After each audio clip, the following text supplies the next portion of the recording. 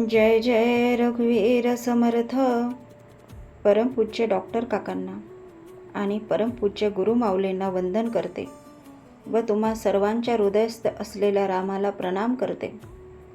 सामान्य मनुष्य जेव्हा परमार्थ हा शब्द ऐकतो तेव्हा त्याच्या मनात लगेच पूजा पाठ व्रत वैकल्य आणि त्यातून मिळणारे सांसारिक सुख पैसा वैभव यांचीच कल्पना उभी राहते.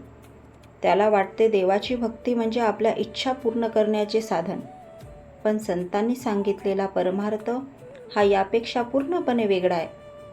परमार्थ शब्दाची फोड केली असता परम म्हणजे सर्वश्रेष्ठ, अर्थ म्हणजे प्राप्त वस्तू.